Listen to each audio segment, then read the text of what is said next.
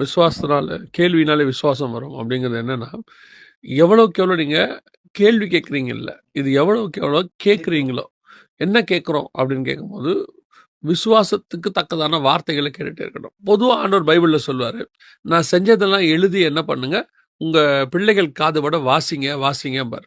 ஏன் எழுதி வைக்க சொல்றாரு? எழுதி வைக்கிறதுக்கு என்ன காரணம்? அப்படின்னா, ஒரு சம்பவம் நடந்துருச்சு, முடிஞ்சிருச்சு அவ்வளோதான். அந்த ஜெனரேஷனுக்கு அது தெரிய தான் போது. அவங்களுக்கு ஆண்டவர் நம்மள எவ்வளோ பெரிய பலத்த கையில கொண்டு வந்தார்ன்னு. ஆனா ஏன் எழுதி வைக்கணும்னும்போது, இத அடுத்த ஜெனரேஷனுக்கு சொல்ல, சொல்ல, சொல்ல நம்முடைய தேவன பத்தினதான அவர் சர்வ வல்லமை உள்ள தேவன், எவ்வளோ விடுதலையாக்கக்கூடியவர், எப்படிப்பட்டவர் அப்படிங்கிறத அவங்க கேட்க, கேட்க, கேட்க தான் அவர் மேல அவங்களுக்கு விசுவாசம் வரும். அப்போ சபைகளும் சரி, வீடுகளிலும் சரி, நாம தேவன பத்தி பிள்ளைகிட்ட சொல்லிட்டே இருக்கணும். நாம இன்னைக்கு எதை அதிகமா பேசுறோமோ, அதுதான் அவங்களுடைய நம்பிக்கையா மாறுது.